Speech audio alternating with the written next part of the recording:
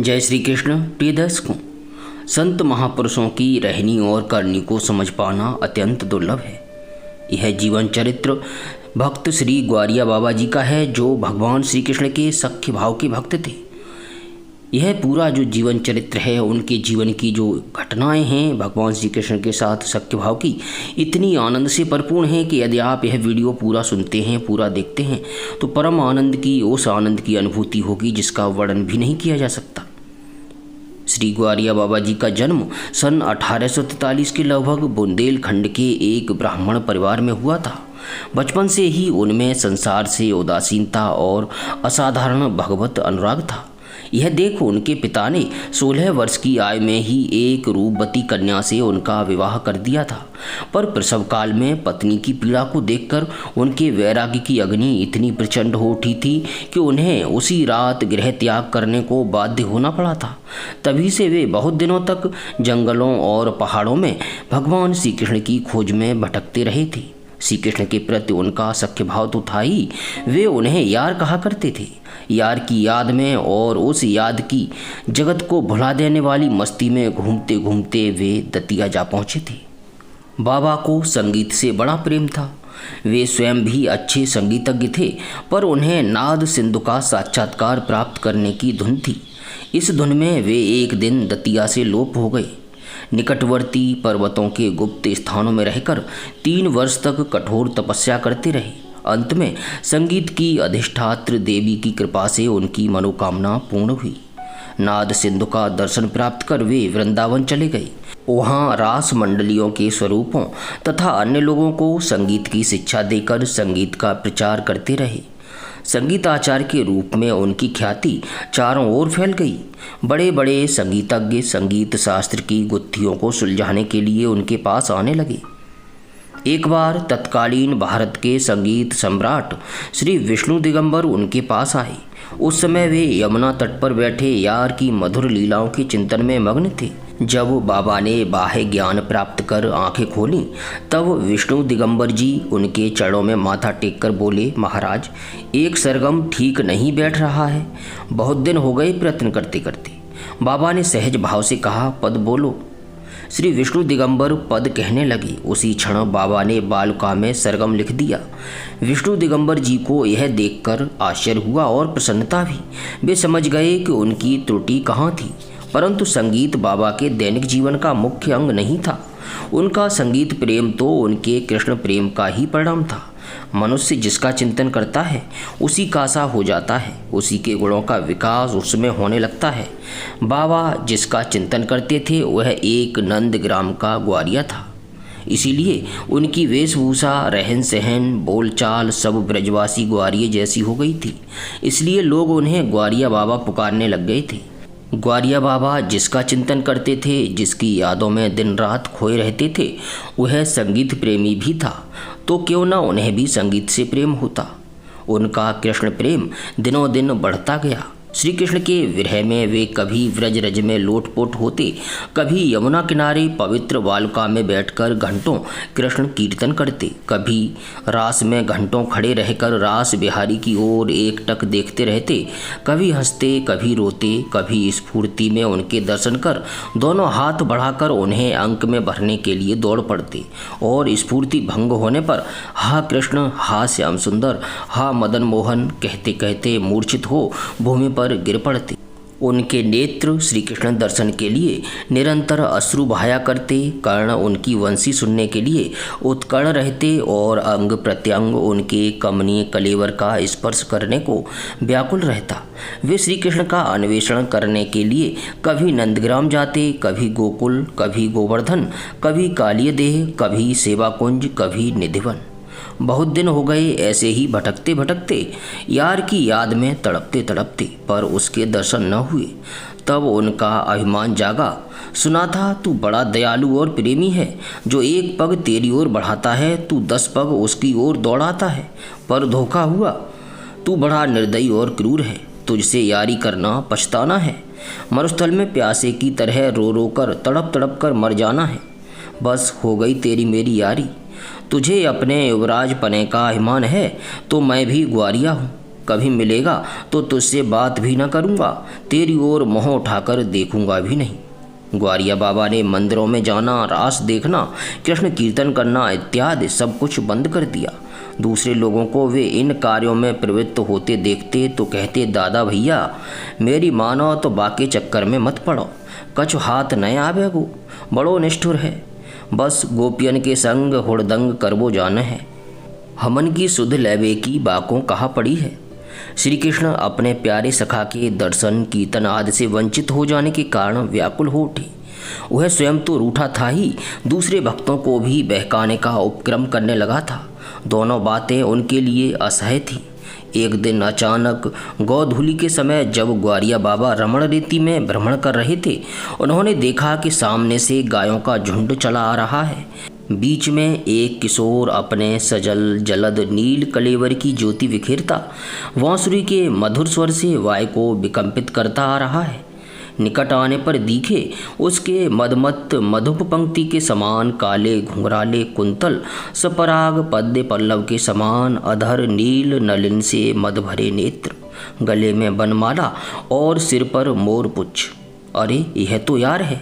बाबा के शरीर में एक आनंद की लहर व्याप्त हो गई।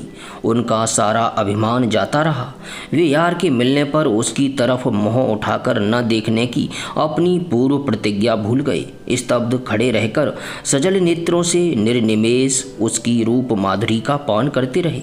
श्री कृष्ण भी थोड़ी देर अपने प्यारे सखा को स्नेह भरे नेत्रों से एकटक देखते रहे। फिर दोनों ने एक दूसरे को अपनी भुजाओं में कसकर लपेट लिया। दोनों एक दूसरे में खो गए। कुछ सुस्त होने पर श्री कृष्ण गदगद कंठ से बोले, ग्वारिया मैं कब से तो से मिलवे के लिए छटपटाए रही हूँ, तू अब आयो है। यह सुन बाबा का सोया हुआ अभिमान जाग पड़ा।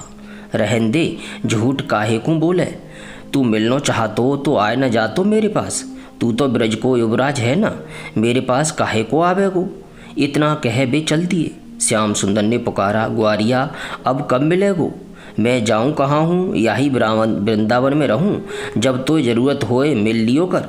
कहते हुए बाबा आगे बढ़ लिए। अब से श्याम सुंदर के साथ ग्वारिया बाबा की मैत्री का एक नया अध्याय आरंभ हुआ। श्याम सुंदर की उनके साथ परस्पर के हास्य व्यंग्य और उपालंब भरी न जाने कितनी लीलाएं हुई। श्याम सुंदर कभी उनसे प्रत्यक्ष रूप से मिलते, कभी छद्य रूप से। एक बार बाबा जयपुर राज्य की बैराट तहसील के तहसीलदार श्री रघुनाथ प्रसाद और श्री चौथमल जी गिरदावल के साथ बैराट नगर की सैर करने गए। रात 10 बजे के लगभग नंदग्राम लौटे। थके हुए थे और खाने की कुछ व्यवस्था पहले से थी नहीं, इसलिए यार का स्मरण कर सोने की तैयारी करने लगे। उसी समय एक बालक दूध का लोटा लेकर आया और बोला, बाबा यह दूध रामकली ने भेजा है। बाबा को थोड़ा आश्चर्य हुआ कि इतनी जल्दी उनके आने का संवाद रामकली को कैसे मिल गया। उन्होंने दूध ले लिया और थोड़ा थोड़ा साथियों में बांटकर पी लिया। उसी से सबकी तृप्ति हो गई। दूध के अपूर्व स्वाद से सब चमत्कृत हो गए। दूसरे दिन बाबा दूध का लोटा लेकर रामकली के घर गए और बोले, लहरी अपनो लोटा, तेरो रात को दूध तो बड़े ही स्वाद को लग्यो। रामकली भौचक्की रह गई। बोली, बाबा मैं दूध कब भेजूँ, मोय का मालूम आप आए हो, जी लोटा तो मंदिर कोसों लगे। तब बाबा मंदिर की ओर चल दिए। उन दिनों सेवा की बारी श्री किशन लाल जी की थी। वे बाबा के हाथ में लोटा देखकर बोले, अरे बाबा तुम मुझे लोटा कहाँ ले गए, मैं तो जाके मारे परेशान है गयो। मंदिर के सब लोगन सो पूछ तो डोल रहे हूँ। कल ठाकुर को दूध को भोग लगाए के लोटा आले में भूल गयो। अब दूध के लोटे का सारा रहस्य बाबा की समझ में आ गया। उनकी आंखें बरस पड़ी। वे मंदिर में श्री विग्रह के सामने जाकर गदगद कंठ से न जाने क्या क्या कहने लगे। प्रिय भक्तों, एक बार ग्वारिया बाबा गिरदावल जी और ब्रह्मचारी श्री राधे श्याम जी को लेकर नंदग्राम की होली के दर्शन करने गए। किशन लाल जी के यहाँ ठहरे। बाबा ने 4 सेर गुलाब जामुन और 4 बड़े पपीते खरीदे। उसी समय एक रास मंडली के 2 स्वरूप उनके पास आकर बोले, बाबा बड़ी भूख लगी है, कुछ खावे को दो। बाबा दोनों स्वरूपों को अपनी गोद में बिठाकर प्रेम से गुलाब जामुन खिलाने लगे। एक हड़िया गुलाब जामुन खाने के पश्चात स्वरूप बोले, बाबा बस कर, और उनसे आज्ञा लेकर वापस चले गए। दूसरे दिन बाबा ने उसी मंडली के सब स्वरूपों को बुलाया। वे दोनों स्वरूप भी आए जिन्हें बाबा ने अपनी गोद में बिठाकर गुलाब जामुनों को खिलाया था। उन्हें पहचान कर बाबा बोले, देखो इन दोनों स्वरूपन ने तो कल गुलाब जामुन ते पेट भर राखे हुए, इनके बटके तो केवल पपीता मेरे पास है। औरन के गुलाब जामुन और पपीता दोनों हैं। वे दोनों कह उठे, बाबा झूठ काहे को बोले, हमें न देने होए तो वैसे ही ना ही कर दे। हमें न तेरे आए को पतो, न हम तेरे गुलाब जामुन खाए आए। बाबा के साथियों ने कहा, भैया झूठ तो तुम बोल रहे हो, हमारे सामने ही तो कल बाबा ने तुम्हें गोद में बिठाकर अपने हाथ से गुलाब जामुन खिलाए। इन लोगों की बात सुनकर मंडली के स्वामी और दूसरे स्वरूप सब बोल पड़े, ये कल हमारे पास से कहीं गए ही नहीं, तब आपके गुलाब जामुन कैसे खा गए। तब बाबा समझ गए कि कृष्ण बलराम दोनों भाई उनका रूप धारण कर आए थे और उनकी गोद में बैठकर उनके हाथ से गुलाब जामुन खा गए थे। उसी क्षण वे प्रेम विभोर हो अपनी सुध बुध खो बैठे। सचेत होने पर दोनों स्वरूपों को गोद में बिठाकर पहले की तरह गुलाब जामुन खिलाने लगे। प्रिय भक्तों, एक मित्र की भांति बिहारी जी हर समय बाबा के साथ खेलते रहते थे। एक दिन बाबा प्रातःकाल वृंदावन में बिहारी जी के मंदिर का दरवाज़ा खुलते ही भीतर गए और घुसकर बैठ गए मंदिर के आंगन में एक ओर रखे हुए कटहरे में, जो गर्मियों में फुहारे के चारों ओर रखने के काम आता था। बिहारी जी का राजभोग हो गया, आरती भी हो गई। बाबा बराबर कटहरे में बैठे बिहारी जी की ओर देखते रहे। दर्शनार्थी जो बिहारी जी के दर्शन करने आते, कभी बिहारी जी के दर्शन करते, कभी बाबा के। किसी को उनसे पूछने की हिम्मत न होती कि कटघरे में क्यों बैठे हैं। थोड़ी देर में श्री ब्रज वल्लभ गोस्वामी जी आए। उन्होंने बाबा से पूछा, बाबा आज क्या बात है। बाबा ने अपनी मस्ती में उत्तर दिया, बात कहा है, यार की आज्ञा है। प्रिय भक्तों, जिस प्रकार भक्त का अपने भगवान के दर्शन करने से कभी जी नहीं भरता, कभी तृप्ति नहीं होती, उसी प्रकार भगवान को भी अपने भक्त के दर्शनों से कभी तृप्ति नहीं होती। कदाचित यार ने आज जी भर के अपने भक्त के दर्शन करने के लिए ही उसे अपने सामने बिठा रखा था। बाबा राजभोग की आरती के पश्चात भी कटघरे में बैठे रहे, यार की आज्ञा जो थी। संध्या समय फिर दर्शन खुले। आंगन दर्शकों की भीड़ से खचाखच भर गया। दर्शन खुलते ही बिहारी जी महाराज की जय, श्री कुंज बिहारी जी की जय, हरिदास जी के लाडले की जय की ध्वनि से आकाश गूंज उठा। उसी समय ग्वारिया बाबा कटघरे में से निकलकर बिहारी जी के सामने आए और त्योरी चढ़ाकर लगे कहने, बाहरे यार, हमसू तो कहे अवई और बंद रहे और आप आनंद सो बैठे हो, जय जयकार करवाए रही हुए। प्यारे प्रभु प्रेमियों, जिस पर श्याम सुंदर की कृपा होती है, भगवान श्री कृष्ण की कृपा होती है, उस पर किशोरी जी की कृपा का होना तो स्वाभाविक ही है। एक बार बाबा श्री चौथमल आदि कुछ व्यक्तियों के साथ रंग जी का मेला देखने गए। संध्या समय जब रथ लौट रहा था, उनकी दृष्टि एक किशोरी पर पड़ी। उसे देखते ही वे मूर्छित हो गए। आध घंटा उसी अवस्था में पड़े रहे। बाह्य दशा होने पर जब चौथमल जी ने पूछा, बाबा आपको क्या हो गया था, तब वे बोले, श्री जी वंशीवट की ओर अकेली जा रही थी, उन्हें पहुंचाने गया था। ग्वारिया बाबा अपने यार की तरह बड़े कौतुकी और विनोदी थे, पर उनके विनोद में सदा जन कल्याण के लिए शिक्षा का पुट रहता था। बाबा को जब वृंदावन में रहते रहते बहुत दिन हो गए, तब दतिया नरेश को संवाद मिला कि वे वृंदावन में हैं।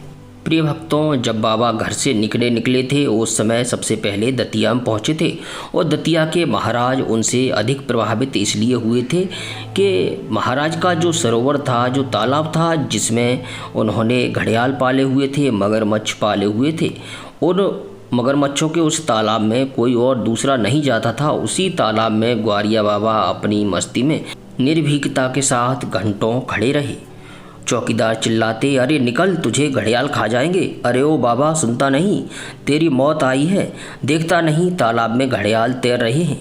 राजा दतिया का चौकीदार चीख चीख कर कह रहा था, पर उस नवयुवक बाबा के कान में जू नहीं रेंगती थी।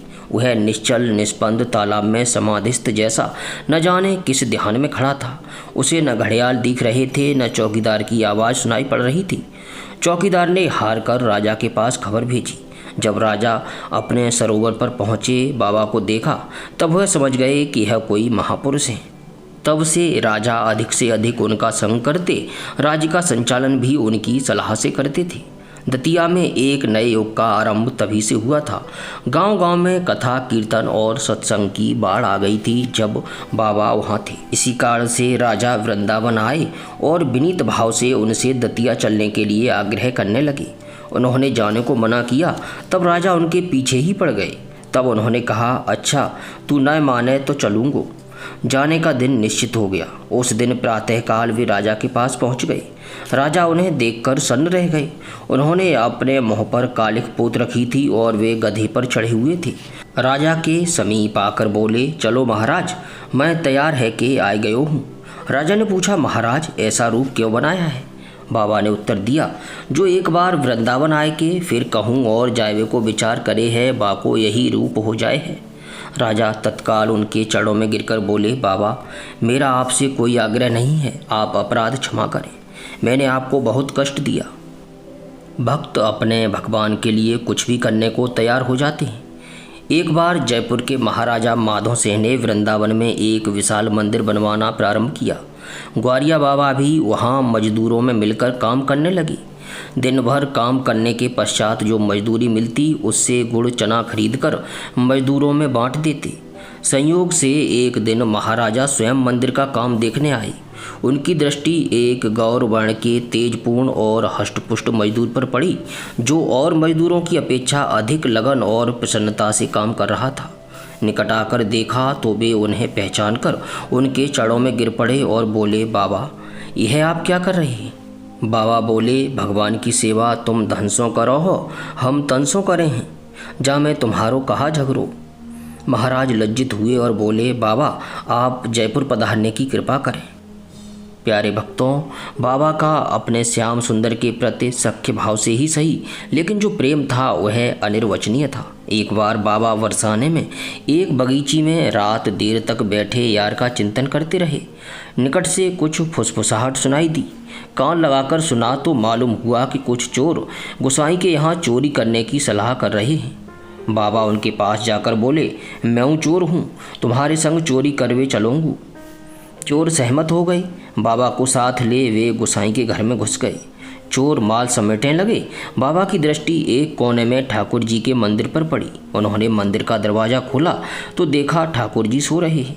वे बोले, यार हम तो तेरे घर आए, तू सोए रहे हो है, उठ कछु कलेव वलेव करवाए ना। ठाकुर जी गहरी नींद में सो रहे थे। उन्होंने कोई उत्तर नहीं दिया। बाबा बोले, ऐसे ना जागे को, और बाबा पास में रखे हुए घंटे को जोर से बजाने लगे। चोर बेचारे क्या करते, उनको तो लेने के देने पड़ गए और बटोरे हुए सामान को छोड़कर भाग निकले। प्यारे भक्तों, बाबा जी के जीवन में भूत से संबंधित एक बड़ी विचित्र घटना घटी। बाबा मथुरा में रहकर मूंगामल जी को संगीत सिखाते थे। मथुरा में भूत महल के नाम से प्रसिद्ध एक बड़ा मकान था। उसमें कोई ब्रह्म राक्षस रहता था। जो कोई भी उस मकान में रहने जाता वह उसे जिंदा न छोड़ता, इसलिए वह बरसों से बंद पड़ा था। बाबा ने वह मकान 50 रुपये महीने किराए पर ले लिया। मूंगामल से कहा किसी मजदूर को बुलाकर उसकी सफाई करने को। मूंगामल ने 100 रुपये सफाई के लिए देने को कहा, फिर भी कोई मजदूर तैयार न हुआ। बड़ी मुश्किल से बाबा के यह कहने पर कि मैं भी उसके साथ सफाई कराऊंगा, सफाई करने के लिए चलूँगा, तब कोई एक मजदूर तैयार हुआ। सफाई हो जाने पर बाबा उसमें जाकर रहने लगे। एक दिन बाबा मूंगामल से बोले, भूत महल के भूत को बाजो सिखाएबो आरंभ कियो है, तो को सुननो होए तो आजा। मूंगामल उनके साथ चले गए। बाबा ने बाजा निकालकर कमरे में रखा। वैसे ही बाजे के रीढ़ की चाबियां खुल गईं, पर्दा चलने लगा और बाजे की आवाज़ से कमरा गूंज गया। मूंगामल को भयभीत देख थोड़ी देर में बाबा ने भूत को संकेत किया, तब बाजा बंद हो गया।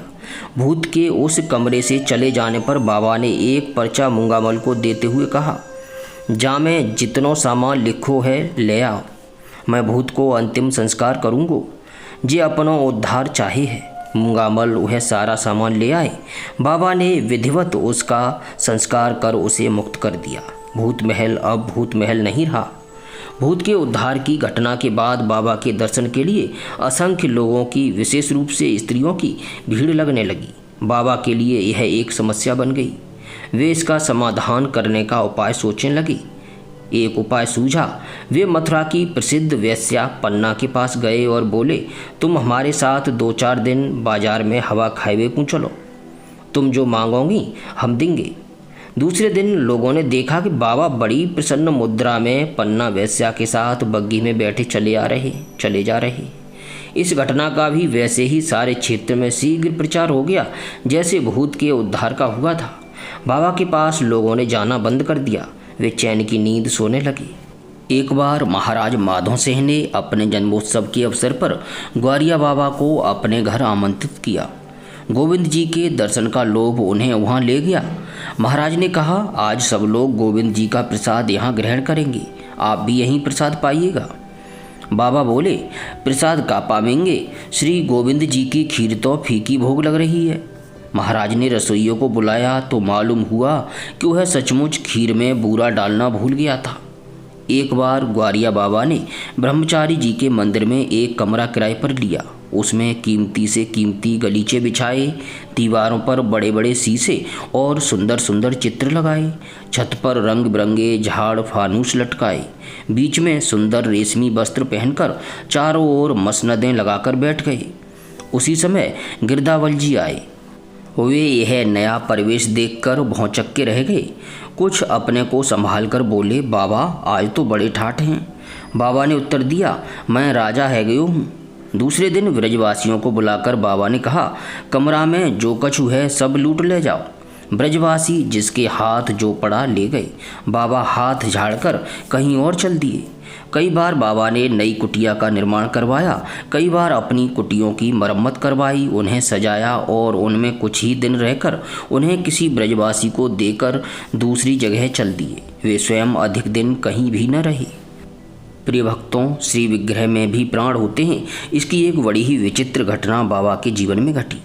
किसी एक जगह किसी महोत्सव के अवसर पर जतिपुरा में श्री विग्रह का अभिषेक था। वल्लभ कुल के गोस्वामी जी अभिषेक करा रहे थे। ग्वारिया बाबा भी वहाँ उपस्थित थे। पहले बारी बारी से घृत औषधियाँ आदि श्री विग्रह पर उड़ेली गईं, फिर बूरे से उन्हें पाट दिया गया और धीरे धीरे जल की धार डाली जाने लगी। धार से बूरा पिघलने पर जैसे ही श्री विग्रह का कोई अंग दिखता, दर्शक जय जयकार कर उठते। उसी समय ग्वारिया बाबा जोर से चीख उठे, जल्दी करो, यार को दम घुटियो जाए। उनकी भाव चेष्टा से ऐसा लगने लगा जैसे उन्हीं का दम घुटा जा रहा है। उनकी चीख सुनते ही गोस्वामी जी ने सारा जल एक साथ उड़ेल दिया। तब बाबा ने ठंडी सांस ली।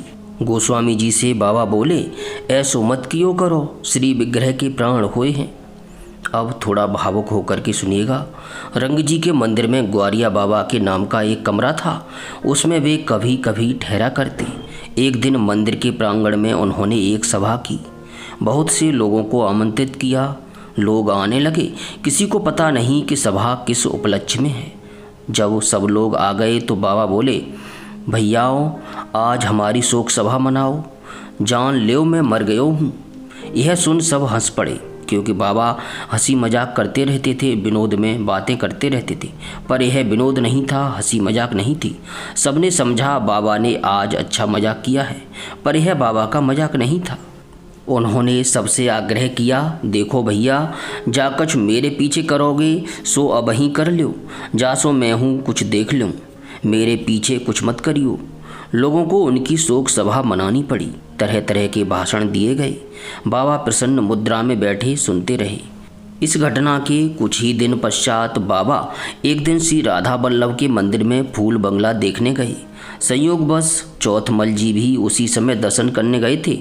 बाबा दर्शन करते करते चौथमल जी से बोले, दादा भैया, यार ने हमारो तबादलो कर दियो है, परसों तबादलो है जाएगो।